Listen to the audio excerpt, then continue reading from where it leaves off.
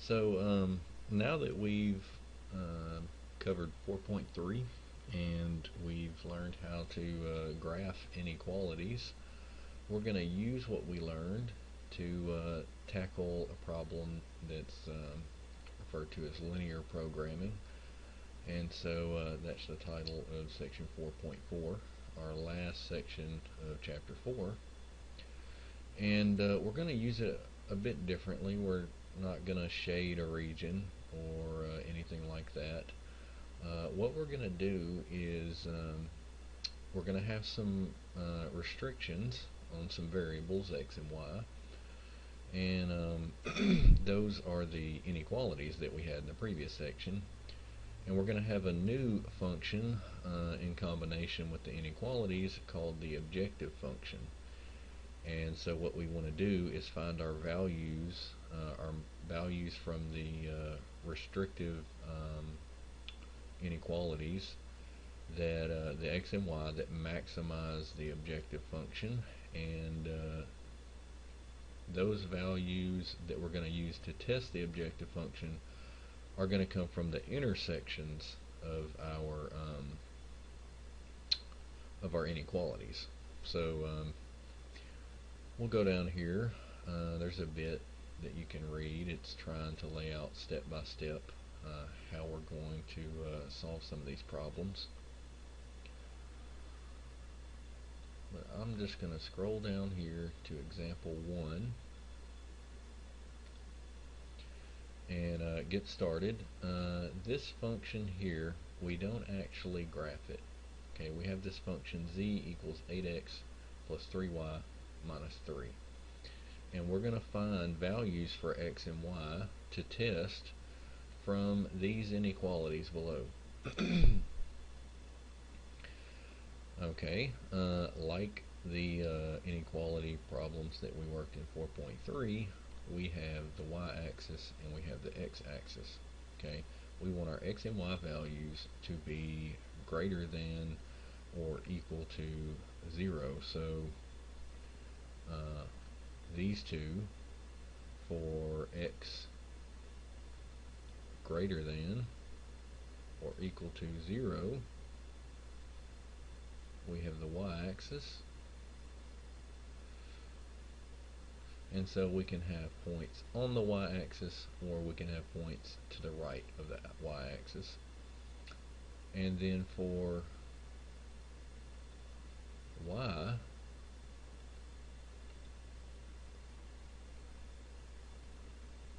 greater than or equal to 0, we can have points on the x-axis equal to or above the x-axis. So from here we would, in the previous section, we would shade up and then to the right, but we're not really worried about shading a region in section 4.4. What we're going to do is find the intersections of these lines. Okay, so we have two more inequalities to graph.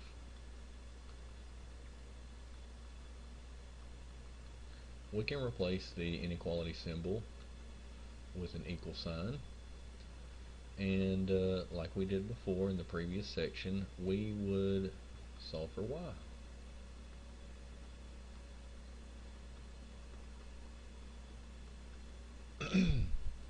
We get a 2y equals negative x plus 10.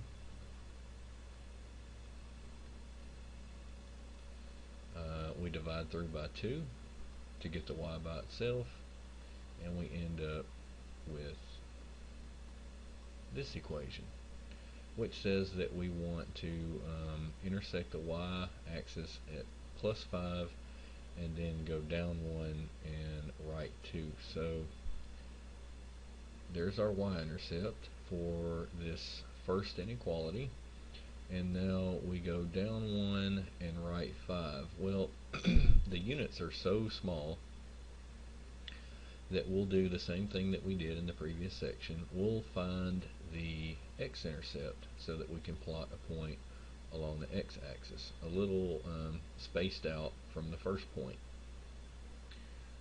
Alright, so to find the x-intercept, we set y equal to 0, and we solve for x. In this case, we would subtract 5 from both sides.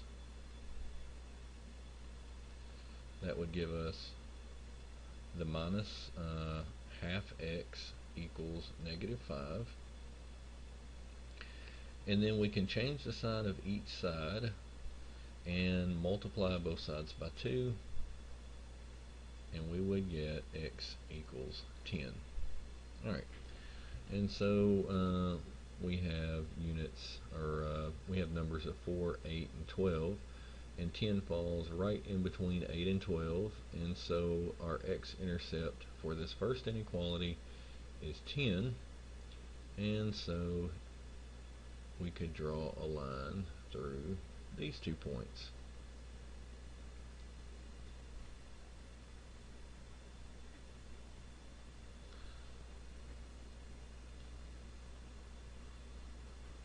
So we've plotted the line for the first inequality.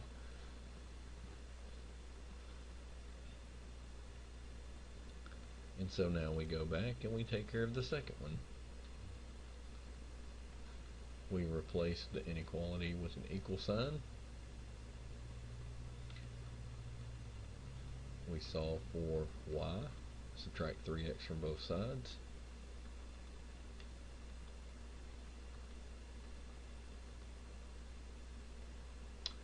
And we get this equation. Okay, there's no coefficient of the y, so we don't have to divide. And so our y-intercept for the second inequality is 15. And then if we put 0 in the place of y to get our x-intercept, the place where we intersect the x-axis, we would subtract 15 from both sides. We'd end up with negative 15 equals negative 3x. Divide both sides by negative 3, and we would have x equals 5. And 4, let's see, from 0 to 4 is divided up into 1, 2, 3, 4, 5 units. I need to remove a bit of this line so I can make sure. So odd units on the x-axis, 1, 2, 3, 4, 5, and so each unit is 0.8. So I'm going to have to estimate 5 itself, and I'm going to place a point right there. But we know that the coordinates of this point are 5, 0.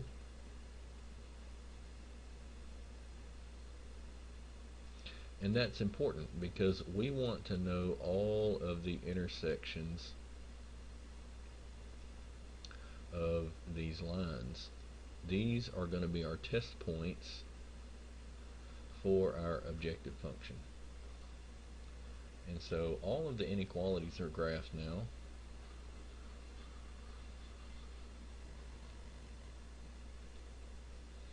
Okay.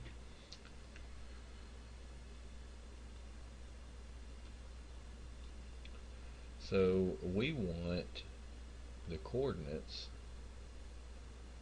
of these points.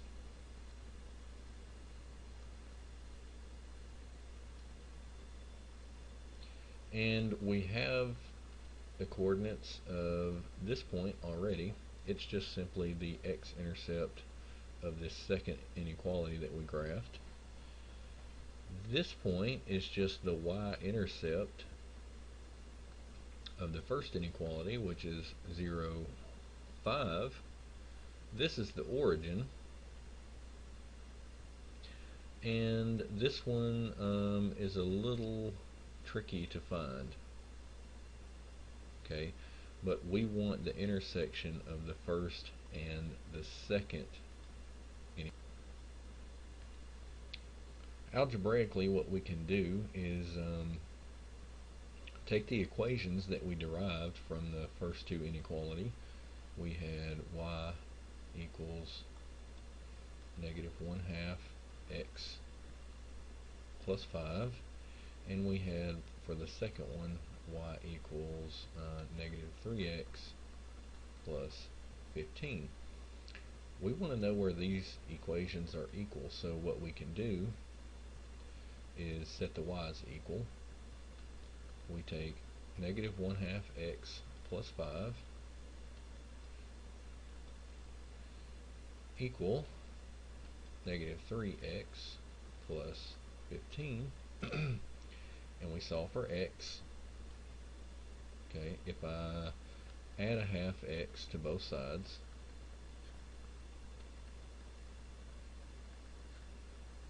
I would get 5 equals 2.5x negative plus 15. And then if I subtract 15 from each side, that will give me negative 10 equals negative 2.5x. And then if I divide each side by negative 2.5, I get x equals 4. This is the x coordinate of this intersection point. So knowing the x coordinate is 4, well, I can't just plop a 0 in there. I gotta solve for that y, and it's definitely not 0, but we know the x-intercept, but now we want to know the y. Well, all we have to do is simply go back up here to either one of our equations and enter in 4 in the place of x.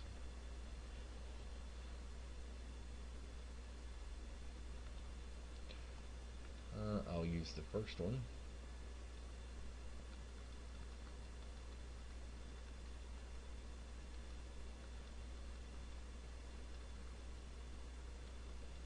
And so we have a negative half times 4, which is a negative 2, plus 5 equals 3.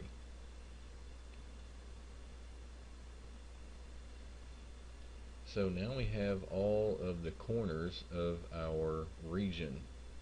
Okay, we're not worried about any of the points inside of the region. We want the corner points of the region that we would typically shade. It doesn't matter whether we shade this region or not. Okay, we have our 4 test points, and now we take our objective function and we do just that. We plug in these coordinates and figure out which set maximize and minimize the value of z. So in the case of 0, 5, z equals 8 times 0 plus 3 times 5 minus 3. 0 knocks out the 8, and we have 15 minus 3, which is 12. Okay, we can't conclude anything at the moment from that because we need to test these other points. We'll try the origin. And so we put in 0, 0 for x and y. And we get a negative 3. That could be our minimum, but we have to calculate these other two just to make sure. So my next point that I'll test is 5, 0. We get z equals 8 times 5 plus 3 times 0 minus 3. The 0 knocks out this 3, and so we have 40. 8 times 5 is 40 minus 3. We get 37. And for our last set of coordinates, 4, 3, we calculate z equals 8 times 4 plus 3 times 3 minus 3. 8 times 4 is 32, plus 9 would be 41, and if we subtract 3, we get 38. Okay, so this set of coordinates, out of all of the z values we calculated, this would be our max. Our maximum occurs at 4, 3, and the maximum value is 38.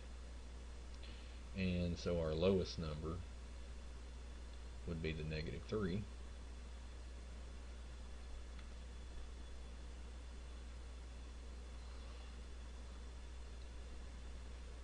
and call this our minimum.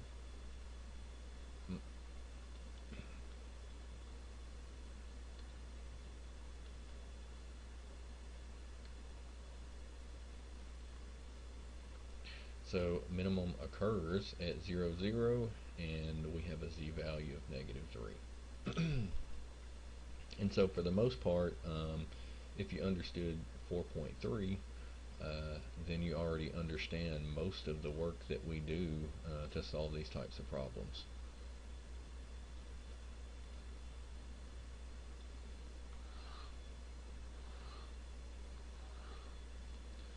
So we'll work another one just to get plenty of practice. And again, here's our objective function. We don't actually graph that. And here we have x is greater than 0 or equal to 0, y is greater than or equal to 0. And so we get the x and y axis is one of our boundary lines again.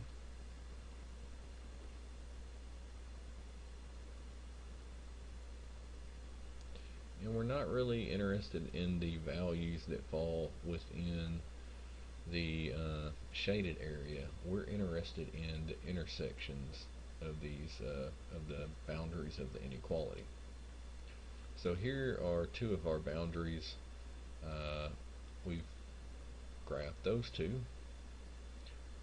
X greater than or equal to 0 is the y-axis. The other is the x-axis. And now we take the first two inequalities and we rearrange them to where the y is by itself so that we can graph the line associated with the inequality. And if you want to, you can replace the inequality with an equal sign. The first step in getting the y by itself is to remove the 3x from the left, subtract it, and we get 4y equals -3x plus 60. Now we divide everything by 4. 4 cancels, and we end up with y equals -3/4 x plus 15. So our first equation gives us a y-intercept of 15. And I usually like to get the x-intercept. Since we're dealing with the corners, a lot of the times one of the x-intercepts is going to be one of our test points. We never know which one, but one of them will. So we set y equal to 0.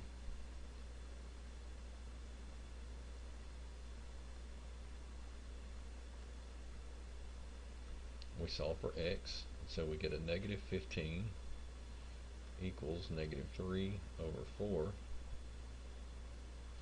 x. And if we multiply both sides by 4 and then divide by 3, we end up with x equals 20. Okay, 15 times 4 is 60, divided by 3 is 20. And so we have an x-intercept right here at x equal 20. Alright. Now our two lines are going to intersect at some point. So as in the previous problem, we want to keep up with our equation. So I'll write it over here to the side.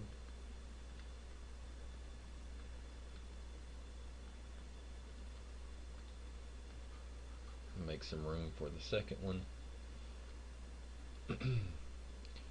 And so we take this one, the second one, x plus 3y, replace the inequality with an equal sign.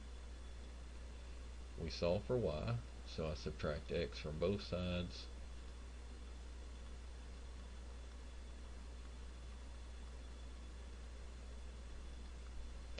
And to get the y by itself, I divide by 3. And we get the equation y equals -1/3 times x plus 10. So this one has a y-intercept of 10 below the first one. And I never graphed the line for this first one, so that was the 15 and the 20. And to graph this one, I have my y-intercept and I want to find my x-intercept. So I set y equal to 0.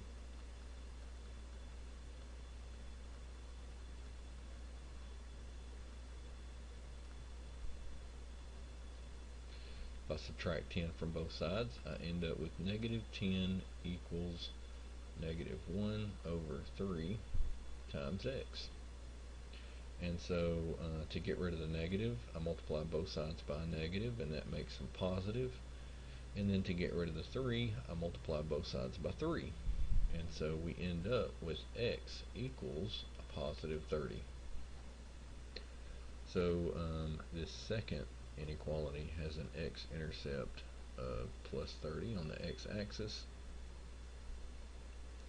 So it's a little more slanted,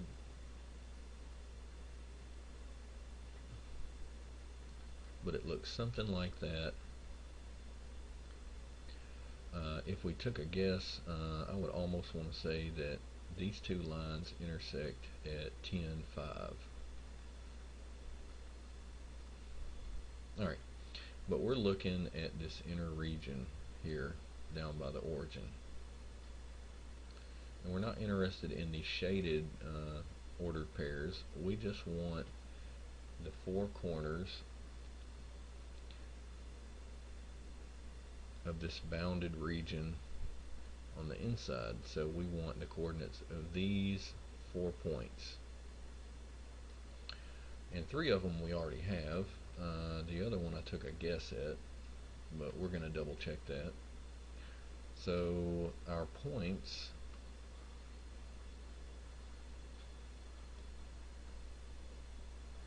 that we're going to use to test our objective function are 0, 0, the origin.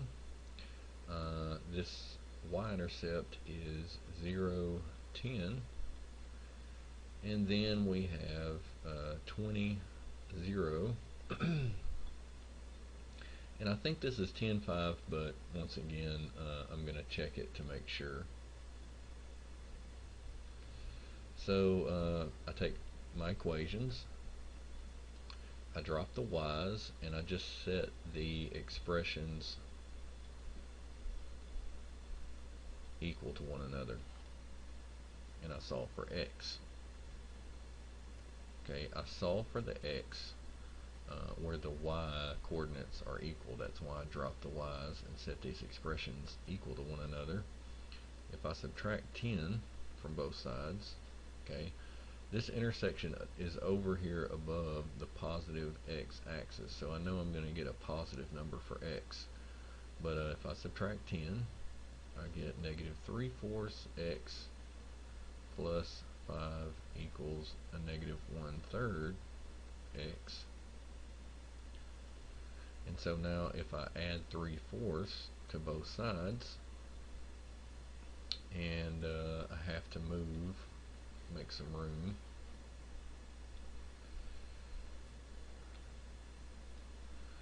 Okay, if I add 3/4 to both sides, I'm left with 5 on the left. And let's see, 3/4 negative 1 over 3 plus 3/4. What does that turn out to be? Well, I can do it with my calculator, but hopefully this won't take too long. Common denominator is 12. 4 goes into 12 3 times. 3 times 3 is 9. And then 3 goes into 12 4 times, so this would be a negative 4. And so I end up with 5 over 12 in front of my x. And if I multiply both sides by 12, what do I get? I get 50 plus 10 is 60 equals 5x. And now if I divide by 5, I get x equals 12 back. Okay, so it wasn't wasn't exactly 10, it just sort of looked like 10. So I need to go back and erase these coordinates. And x is 12, so I write 12 comma, and now all I have to do is go back to one of my equations and enter in 12 for x to figure out what the y value should be.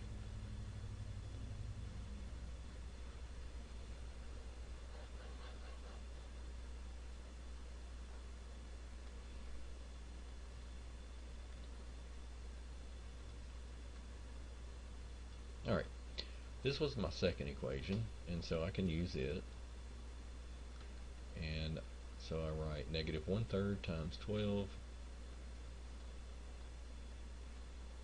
plus 10. Well, a negative 1/3 times 12 is a negative 4. And a negative 4 plus 10 is equal to 6. So my actual intersection of these two lines is 12/6. And so now that I have all of my test points, I have to test each one of them with the objective function above. I want to calculate z, and I want to find the maximum value and the minimum.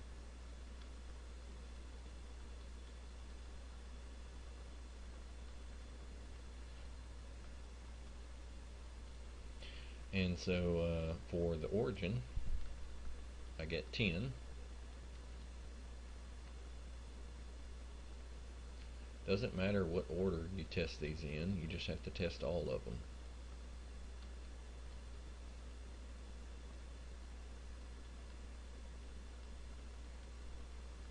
Alright, so 0, 10 is the point that I'm testing. I replace the x with 0, the y with 10. The 5's cancel, or the 5 cancels out.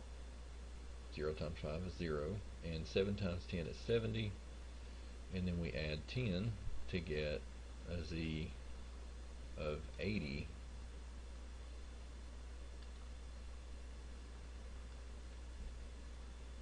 Okay, and now I'll test 20, 0, and we have z equals 5 times 20, and now the 7 gets knocked out by 0, and then we add 10. Well, 5 times 20 is 100, and then if I add 10, I get 110. So far this is our biggest z value. And now we have one more set of coordinates to test. 12, 6, and so z equals 5 times 12 plus 7 times 6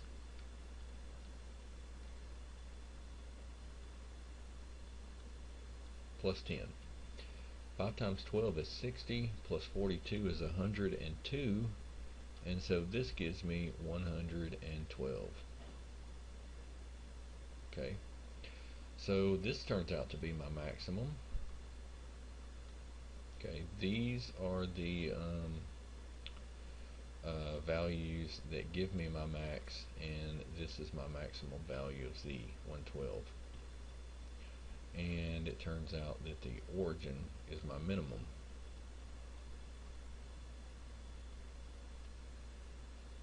Zero, 0 gives me a z value of 10,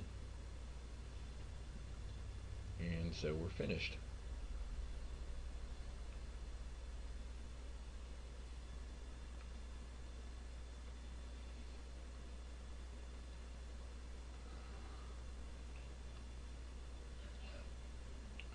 Okay, C, things have, looks like they've gotten a little more complicated. We now have 1, 2, 3 inequalities, but still we have the y-axis and the x-axis as a constraining inequality. We want values to the right of the y-axis and above the x-axis. So we don't have any negative values for x and y. And now we just start graphing these inequalities. So in this case, I would have 3x plus y equals 24. And none of these are going to be dashed lines like we had in the previous section. They all have the equal to bars below the inequality symbol. So if I solve for y, I get y equals negative 3x plus 24. So I have a y-intercept at 24. If I find my x-intercept by setting y equal to 0 and solving for x, this results in a negative 24 on the left, and then I divide by a negative 3, and so I get x equals 8, which lands 2, 4, 6, 8, 10, lands right here. Okay, so this is a pretty steep line. We start there,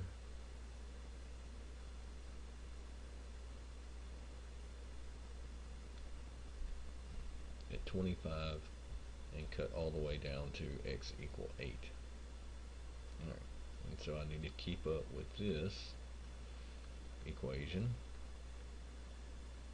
as my first one.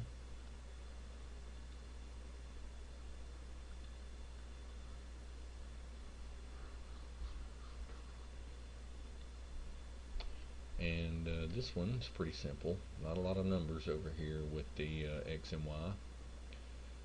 If we just simply move the x to the opposite side, we would get minus x plus 10. And so this one has a y-intercept of 10, and if I set y equal to 0, this equation will give me an x-intercept of plus 10. So it crosses through the x-intercept just to the right of our first x-intercept.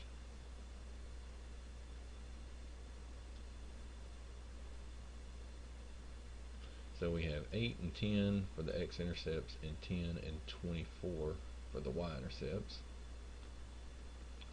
And again, I'll copy this equation over to the left so I can keep up with it.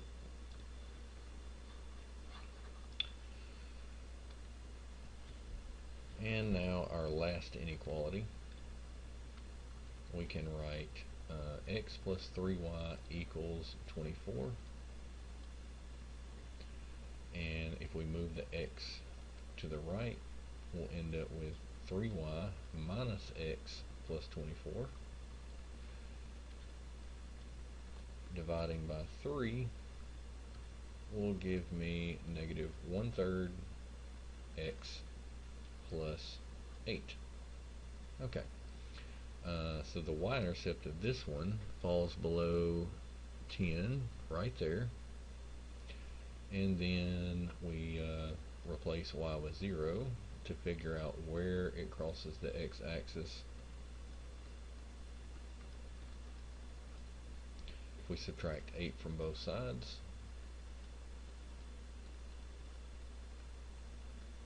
we end up with that. Multiplying both sides by 3 and a negative 1 would give us x equals 24. And on the x-axis, each tick mark is 4, 6, 8, 10. No, it's 2. 2, 4, 6, 8, 10. 20 to 30, 10. So each one's 2 units, so 24 would fall right there. And so I connect this y-intercept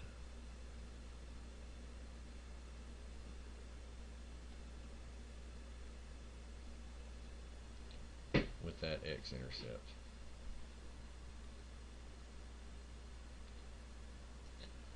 And so in this case, our shaded region would be right here, okay, right next to the origin.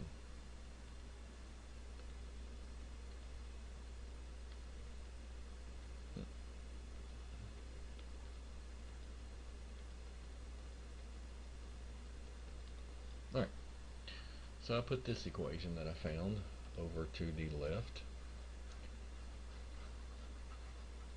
If you had your doubts about the which region we were working with, then you pretty much have to do what we did in the last section and pick a test point. And this test point 2, 5 is definitely inside of this region. So if you run through these inequalities using 2 for x and 5 for y, then you get 6 plus 5 is 11, and that is less than 24. And then if you just add the two coordinates together, 2 plus 5, you get 7, which is less than 10.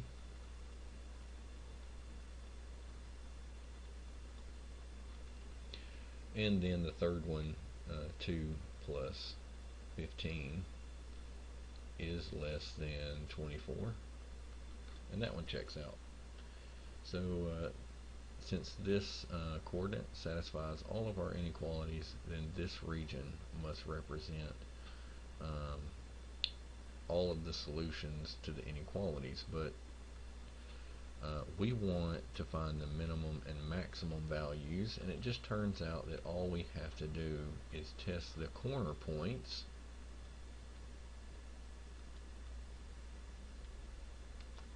And with this problem, we actually ended up with 5 corners.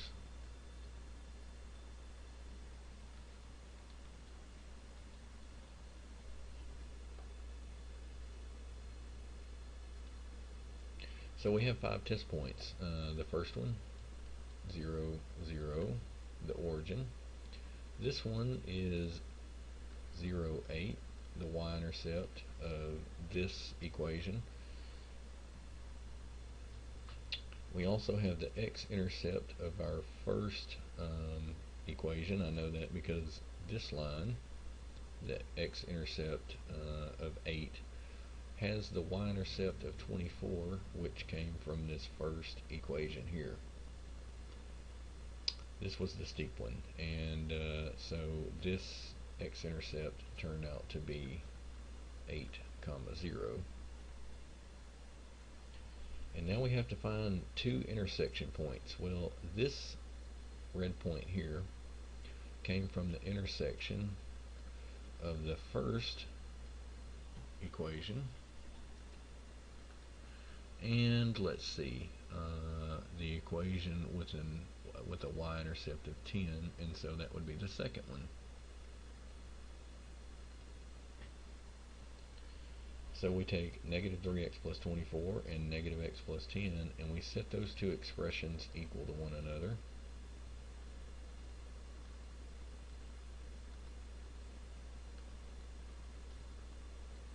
We solve for x, adding 3x to both sides, we'd get a 2x plus 10. Subtracting 10 from both sides, we'd get 2x equals 14. And then dividing by 2, we'd get x equals 7. If we take 7 and plug it back into either one of these expressions, or for instance this equation here, y equals negative x plus 10, we would get negative 7 plus 10, and that gives us the y coordinate of this intersection. So this intersection is 7, 3. It's one of our other test points. Now, for this intersection point, we test the second and third equations.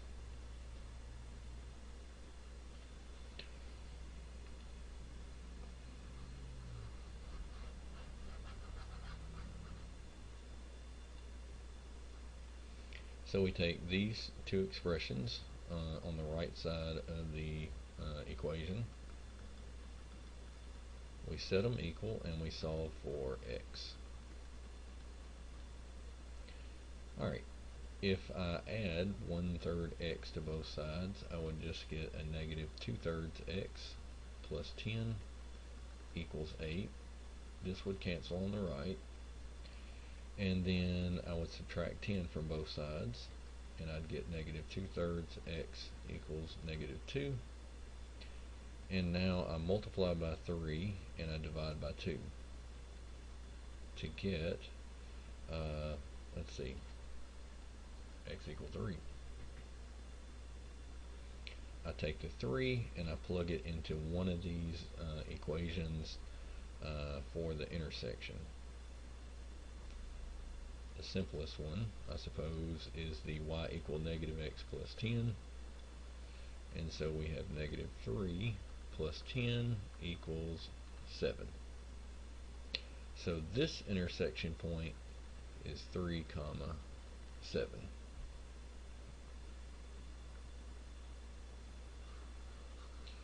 And now we need to make some space.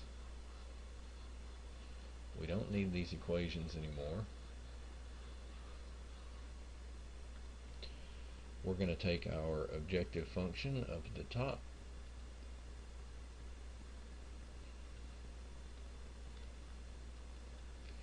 and test it for each set of coordinates.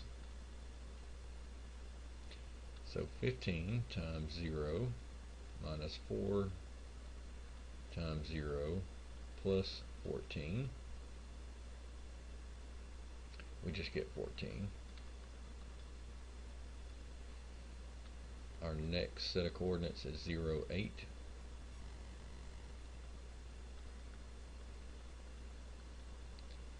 I calculate 15 times 0 minus 4 times 8 plus 14. And the 0 knocks out the 15, and I get negative 32 plus 14, which would give me a, let's see, a negative 16. Well, no, a negative, I'm sorry, a negative 18.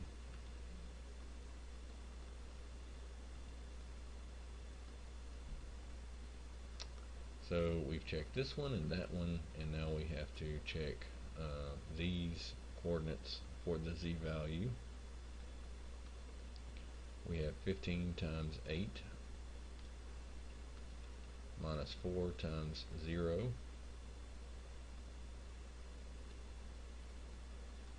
plus 14. This 0 knocks out the 4. 8 times 15 is 80 plus 40, 120, and if we add 14 we get 134. And now for our two intersections, we have 3, 7. So z equals 15 times 3 minus 4 times 7 plus 14. 4 times 7 is 28, and 14 is half of 28, so from these two terms I'd get a negative 14, and 15 times 3 is 45. If we subtract 14 from it, we get 31.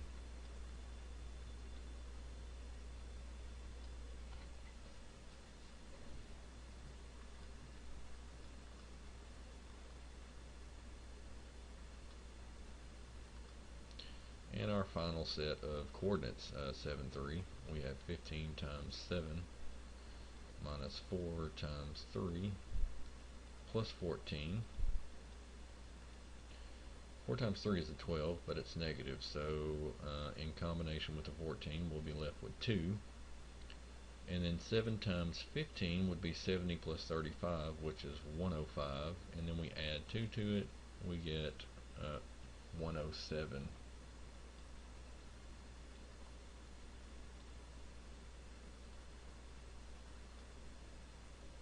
Alright, so what is our smallest value and what is our largest? We have a minimum value of negative 18, and then we have a max of 134.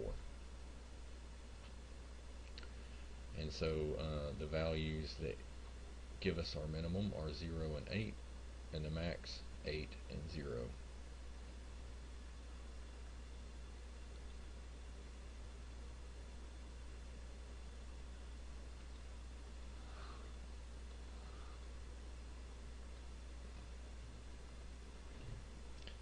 So our last couple examples, we're using this method, linear programming, to maximize some real world values in terms of some application problems. So we're going to have to read the problem, come up with our own objective function, and then come up with the inequalities that serve as our constraints or restrictions, if you want to call them. Okay, so let's read the problem. It says an automobile manufacturer builds economy cars and luxury cars in the same facility. Economy car requires 5,000 in materials and 2,000 in labor and sells for a profit of $900. A luxury car requires 10,000 in materials and 3,000 in labor to build, and we get a profit of $5,000. Okay, and now we learn a little bit about our constraints. We have a maximum of $1.8 million for the materials and 600,000 for the labor. Alright, so we have to come up with our own constraints and our objective function. We want to maximize the profit. Alright, step 1 tells us let X be the number of economy cars, Y be luxury cars, and P be the profit. Then what would the profit be? Well, the profit was referred to in reference to the $5,000, and then for the economy car, $900. So if we have X number of economy cars, then our profit is going to be 900 times the number of economy cars, 900x, and then we would add to that whatever we make from the luxury cars. And if we have $5,000 each of profit for the luxury cars, then we would write that as 5,000 times y. This is our objective function. Alright, we're not actually going to graph this. We're going to find our corners and use those corner coordinates as test values. Step 2, list the inequalities in terms of x and y whose graph is the feasible region. So how are we restricted? Well, our materials are restricted through the $1.8 million.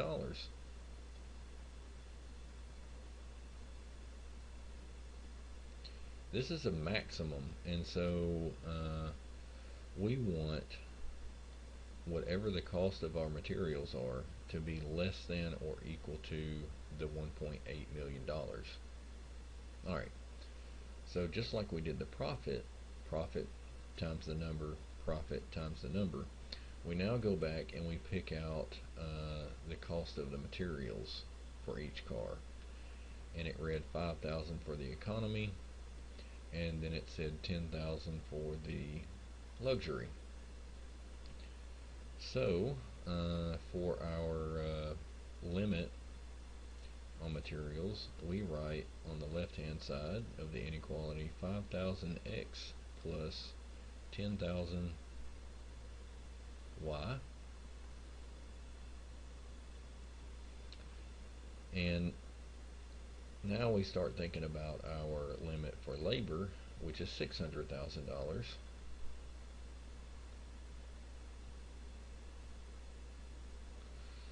Okay, and we don't want it to go over the $600,000, so whatever we calculate as our actual cost of labor on the left, we want that to be less than or equal to $600,000. And so once again, we just pick out the labor cost of each car, 2,000 for the economy, 3,000 for the luxury, and we multiply it by their respective numbers, 2,000x plus 3,000 y.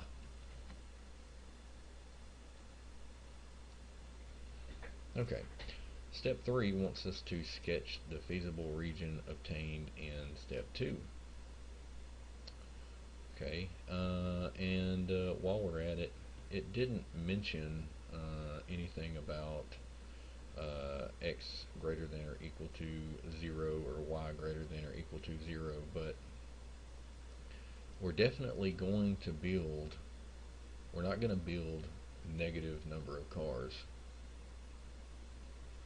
Okay, so it's sort of automatically understood that the number of economy cars that we're going to build are going to be greater than or equal to 0. We could build no economy cars, but we're not going to build negative economy cars, so x is going to be greater than or equal to 0, and so will y. Y represents the number of luxury cars, and we're not going to build a negative quantity. It's either going to be no luxury cars or a positive number. So we still get the x and y, even though there wasn't anything in here that specifically referred to these two inequalities. So we can go ahead and graph those two. And they just turn out to be the x and y axis. And at this point, what we need to do is take each of these inequalities and write out the equation.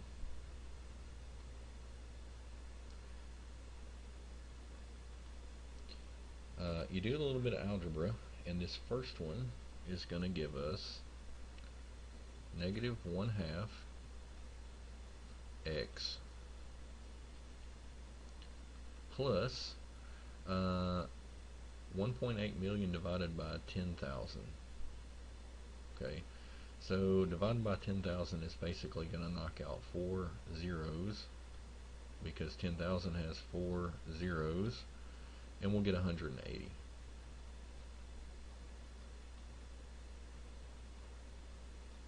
So this inequality results in our first equation,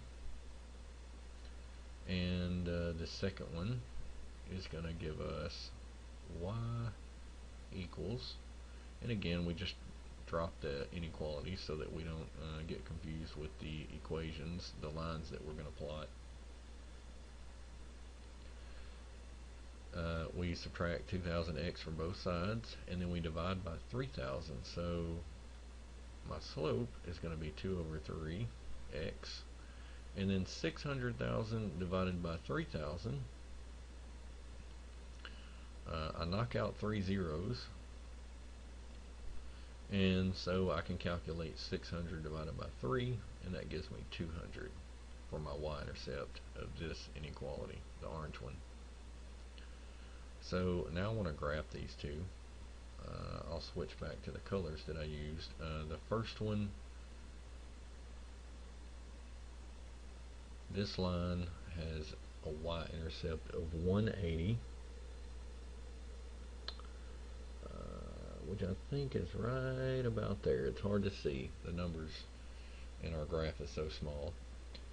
But 180, a little bit below 200.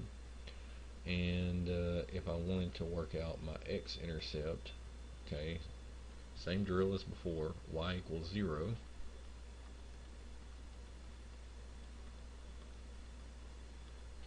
Subtract 180 from both sides and multiply by 2, and that's going to give you x equals, let's see, 360. So for my purple inequality, I go to the x-axis and I find, okay, 20, 40, 60, 80, 100. So 360 is going to land right there.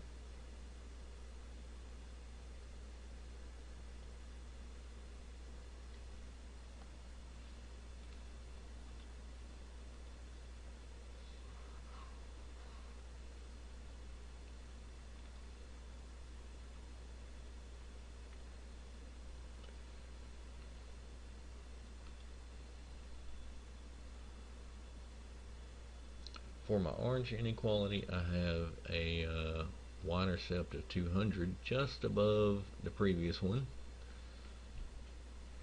And if we solve this for x, inserting y equals 0, we'd have this.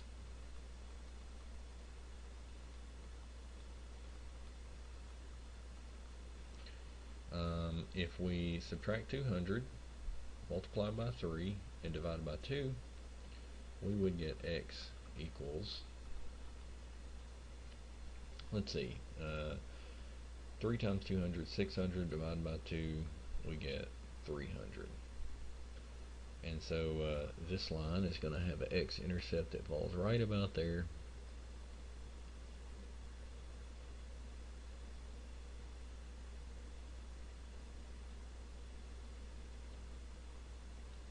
Pretty close to the same slope, but now we can see we have 4 intersections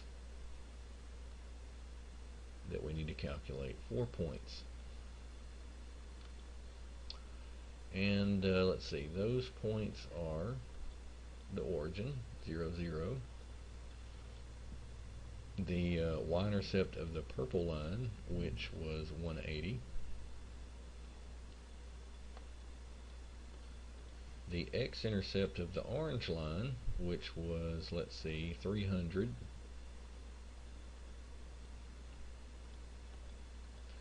and now we have to calculate the intersection of these two lines.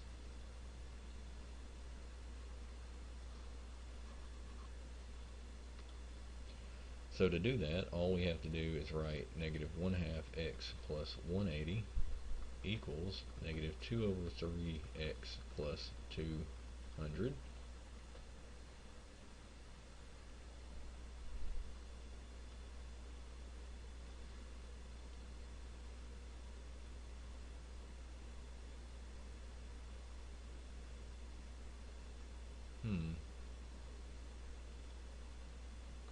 Okay, I've sort of ran out of space here, and my graph is going to be messed up. So let's see, I'll go back and I'll erase my inequalities.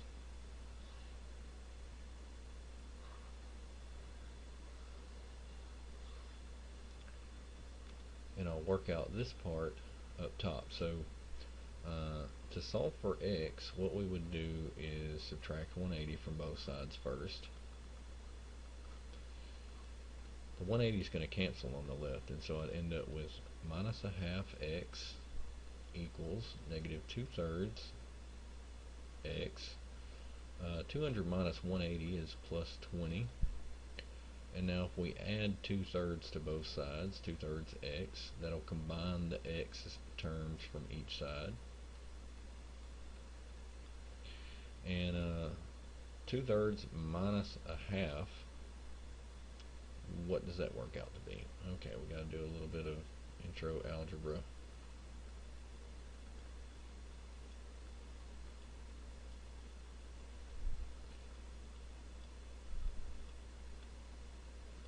We have a common denominator of 6.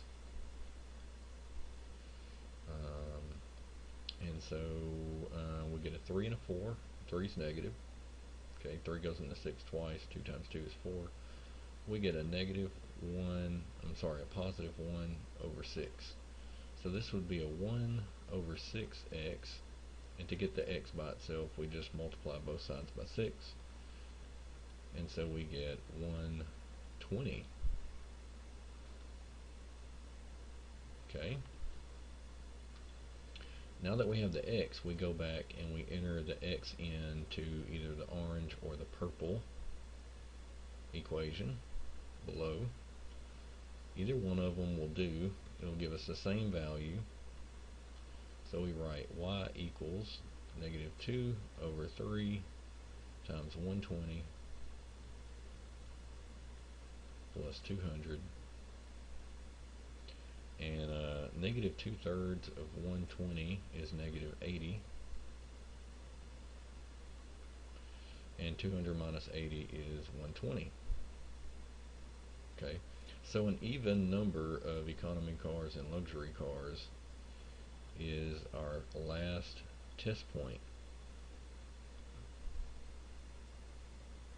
Alright, so we have to test each one of these to figure out which one actually maximizes our objective function And this is our objective function. P, function of x and y, equals 900x plus 5000y.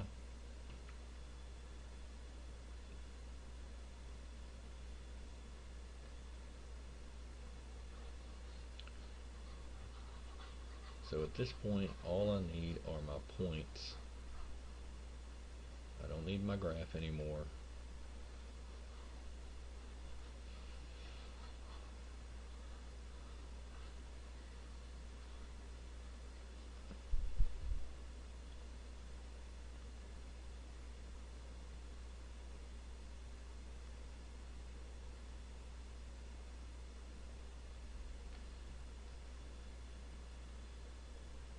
Alright, so I just start putting these values in, and 900x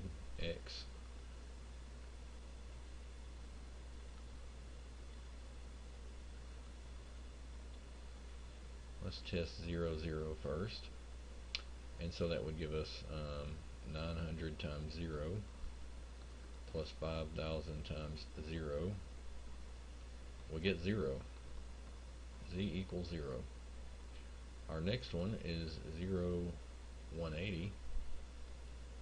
We have 900 times 0 plus 5,000 times 180. 5 times 18 is 50 plus 40, 90. And then we add 1, 2, 3, 4 zeros to it. So $900,000. What if we build 300 economy cars? We get 900 times 300. No luxury cars. Knocks out the 5,000. 9 times 3 is a 27. And we have 1, 2, 3, 4 zeros. A far cry from the $900,000 that we would make by building all luxury cars. And so this is probably going to be the winner, but we don't know that for sure, so we have to test the 120.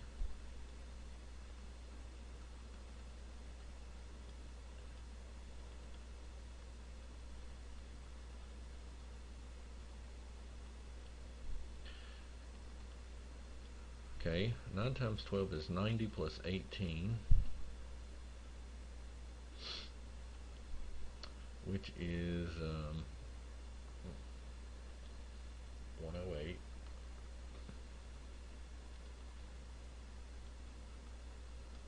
One, two, three zeros. 5 times 12 is 60 plus 1, 2, 3, 4 zeros. And so 600,000 from 120 luxury cars and 108,000 from economy cars. And we add these two together, we get $708,000.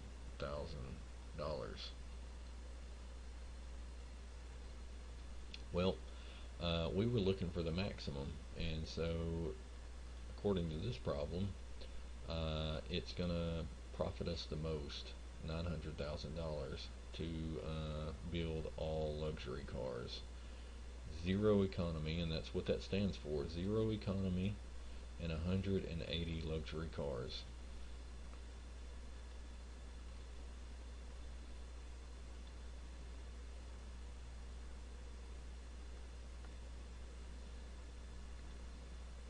Alright, new problem, furniture, and we have labor and parts again, and then we can only spend so much on labor and parts, I suppose.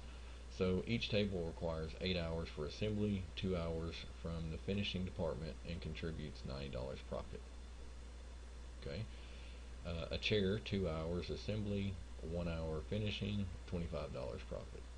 The maximum labor hours available each day in the assembly and finishing departments are 400 and 120 respectively. So for let's see, assembly, we have 8 for the table, we have 2 for the chair, and we have a maximum of 400 combined. Maximum hours for finishing 120, 2 for the table, and then 1 for the chair. Okay. And now we want to come up with our profit. Okay, our profit function. So P of x, y. X and y are the number of tables and number of chairs. And for the profit, we were given 90 for the table and $25 for the chair. So we'd say 90x plus 25y. Okay. Now we list the inequalities.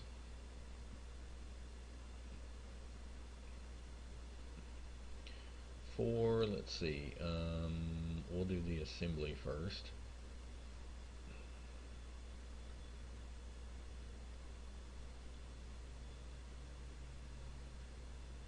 We would write, we have a maximum of 400 hours, and so we want our hours in assembly to be less than 400. Well, it takes 8 for a table, so 8 per table. For the total hours spent on the table, we would multiply the 8 times the x. And then it's 2 hours for a chair, and so 2 times y, the number of chairs. 2 hours per chair times the number of chairs is the total hours spent on assembling the chairs. So 8x plus 2y has to be less. The hours for assembly have to be less than 400. And now for finishing, we have 2 for the table, and we have 1 for the chair, and that has to be less than 120 hours. Okay, and it has to be less because it said these were the maximum labor and assembly, or assembly and finishing hours. This is the maximum, so we don't want to go beyond 400 and 120. What we actually calculate for the hours has to be less than.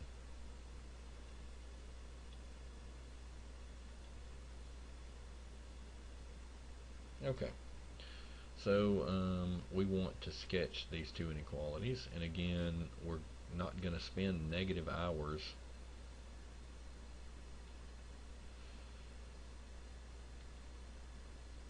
Okay.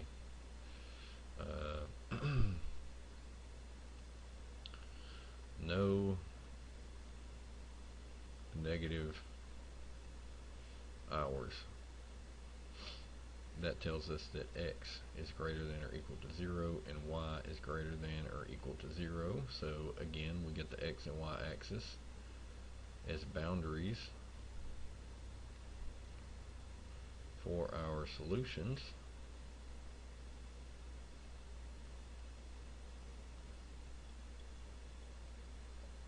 Okay, x greater than or equal to 0 is the y-axis.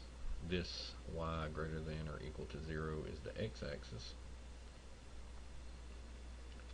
And now we concern ourselves with graphing the lines that come from these inequalities.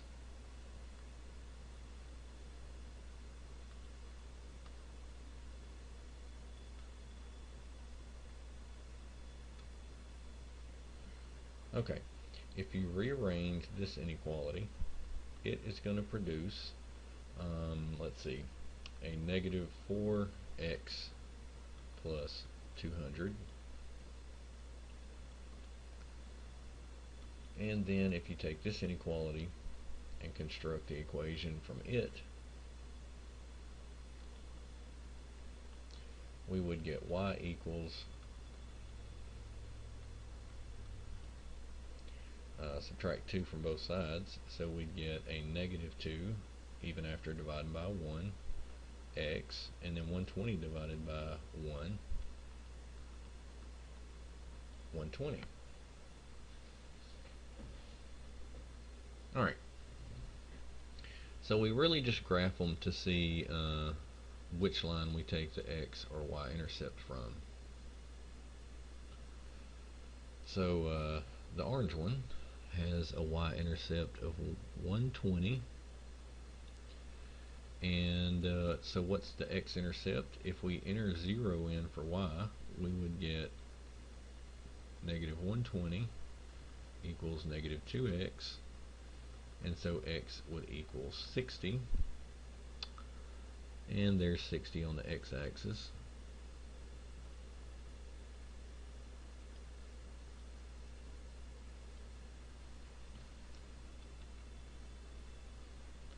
And now for the purple line, we have a y-intercept of 200. If we subtract 200 from both sides after putting a 0 in for y, we would get negative 4x equals negative 200, which would give us an x-intercept of 50, which falls right in between the 40 and the 60. And so by graphing these, what this tells us is that we're going to use the y-intercept of the orange line and the x-intercept of the purple line.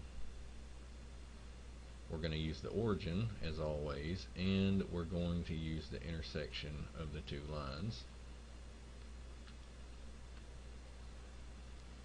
So I don't really need these two inequalities anymore.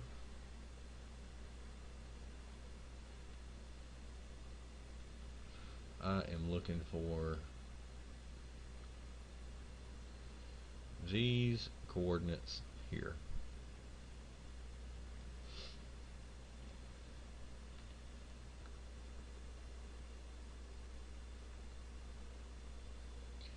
So our points are 0, 0,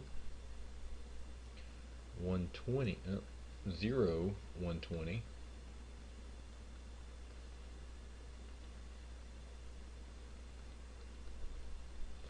for this y-intercept, and then 50, 0 for this x-intercept, and then we have to calculate this intersection here, which you could do with your calculator,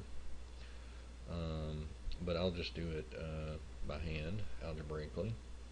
We take these two expressions and we set them equal because we want to know where these lines have the same y value. So we have 4x plus 200 equals negative 2x plus 120. What x value gives us the same y value for both of these lines? Alright, we add 4x to both sides. We get 200 equals 2x plus 120, negative 2 plus a 4.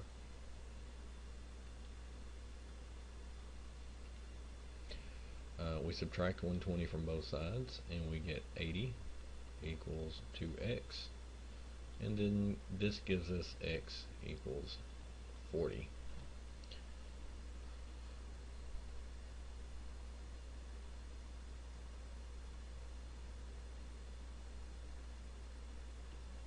Okay, and now all we have to do is take our 40 and plug it back into either one of these expressions.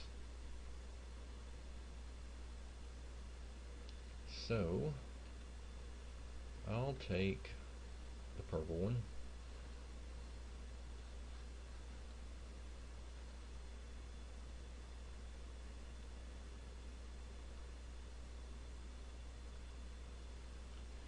and so I'll write y equals negative 4 times 40 plus 200, this is a 40, and so this becomes a negative 160 plus 200,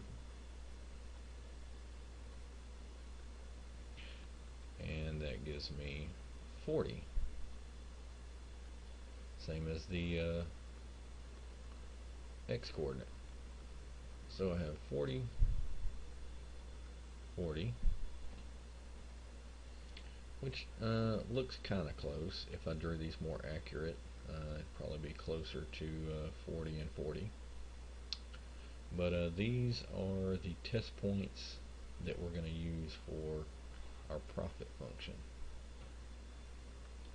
Alright, so once you've found these points, you don't need any of this other stuff.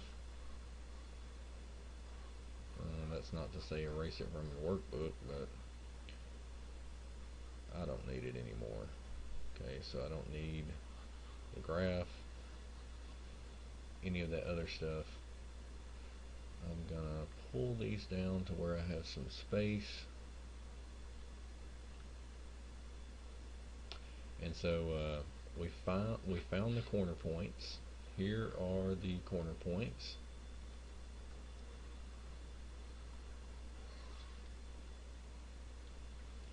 And we want to identify the corner points that give us our maximum value. Well, there's no real need to calculate this one, 0, 0. It's going to give us 0 profit. If we don't make any tables or chairs, then we're not going to make any money. But what if we build all chairs? So what we're doing is we're calculating P of 0, 120. So we're not going to get any profit from the tables. We didn't build any, so we just write 25 times 120. Okay, what does that give us? Let's see. 12 times 25. I have to pull up my calculator. Well, no, I don't feel like it. 12 times 25, we get 50, and then we get 250. Okay, 300. And then we add a 0 to it. So we made $3,000. I put my comma in the wrong spot. Okay, 3,000.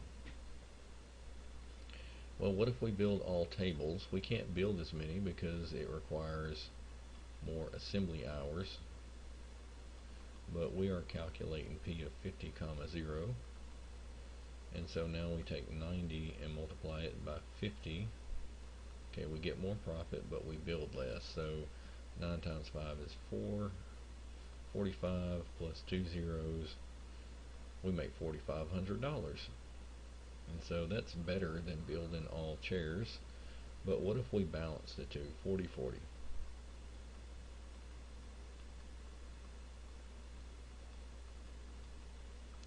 So we have 90 times 40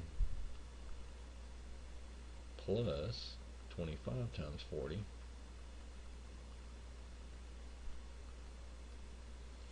Uh, 9 times 4 is 36, plus 2 zeros. And then 4 times 25 is 100, plus the 1 0 from the 40. We get 3,600 plus 1,000, which is 4,600. $100 more than just building all tables. I'm not sure if the $100 would be worth it, but this value 4040 would be our max. Okay, this is the corner point that gives us our maximum value, our maximum profit of $4,600. And that completes the problem and section 4.4.